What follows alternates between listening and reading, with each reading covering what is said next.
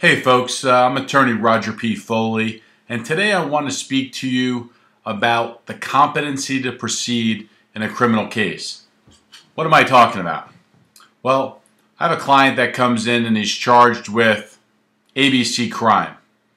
When I speak to the family, it turns out that there's medical conditions. Maybe the person had been previously Baker Acted or has had mental health issues in the past. So what do? Let's say that the individual is charged with grand theft. So what does a criminal defense attorney in Florida do? Well, the first thing that we do is we talk to the court and we talk to the state prosecutor. What do we talk about? We talk about having a competency evaluation where a forensic doctor comes in and interviews the defendant to determine whether or not they have any mental health issues, whether or not they can aid in their defense, whether or not they understand the process of what's going on, whether they understand what the role of a judge is, what the role of a prosecutor is, what the role of their defense attorney is, and whether they can genuinely aid in their defense. Well, the hardest part of that is once a defendant is evaluated, let's say for instance the first doctor says that individual is not competent to proceed. Well, then normally what happens is that the court appoints a second doctor. Unless the state and the defense stipulate on the first case, what they normally do is they assign a second doctor.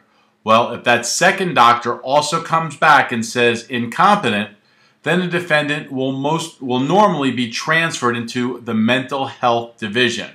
So in Palm Beach and Broward, there's a mental health court. And what happens in mental health court is generally that the court helps. It assigns doctors, it assigns social workers, it assigns individuals to help the defendant restore competency.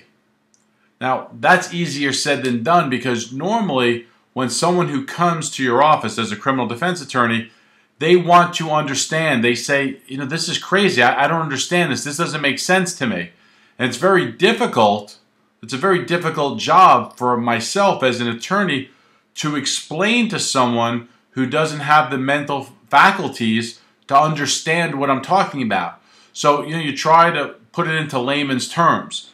A lot of times the friends and family of the defendant, that's where they come to the rescue. They can help process. They've known the individual for many years, and they can try to filter what I'm saying, some of the legalese that I may use, and filter it down to help that person understand. But guess what, folks? You know what happens a lot of times is either the family or friends are non-existent, they don't have any, or sometimes what I find is that the family themselves, there seems to be something wrong with the family where even parents or brothers or sisters may be incompetent. So a lot of folks think that someone just goes, well, I'm going to act crazy and I'm a good driver. I'm a good driver. And they're going to do something out of the movie Rain Man, right? Where maybe that the state attorney suspects that the person is malingering. They're faking their mental health condition. Well, that's what the doctors are for.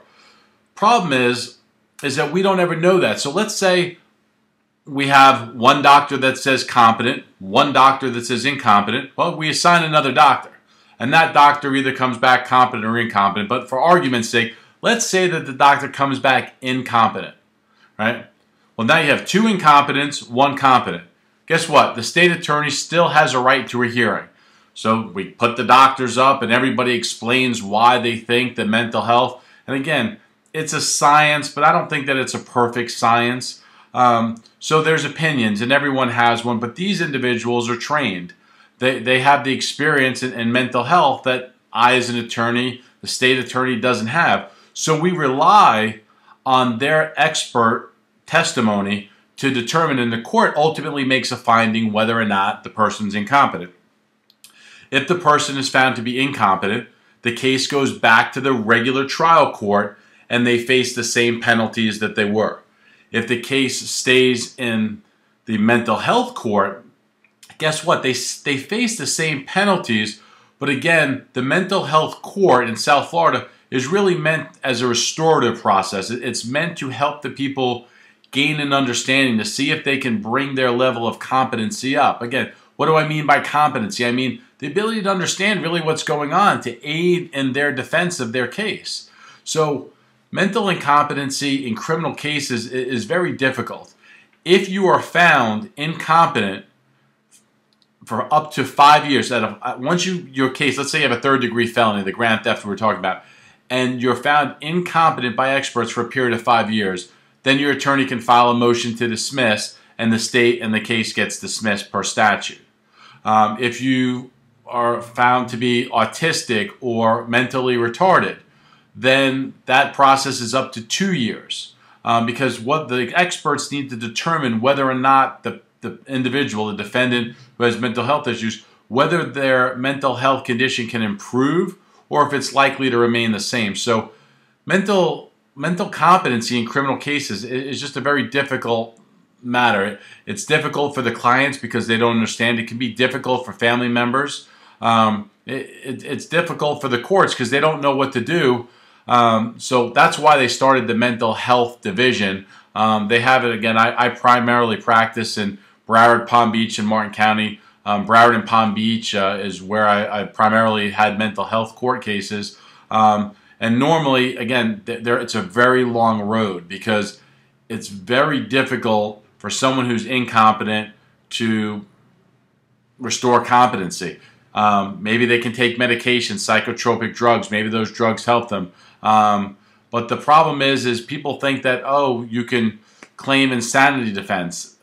It's not so simple, folks. There's a lot of difficulties. If it's an insanity defense, first of all, you're not incompetent. Competency and insanity are two different things. So I'm attorney Roger P. Foley. I hope I didn't cloud the issue, but I wanted to talk a little bit about mental health court and competency and some of the things, the way the process works. All right, I'm Roger P. Foley. If I can answer any questions, feel free to give my office a call or send me an email. Thank you.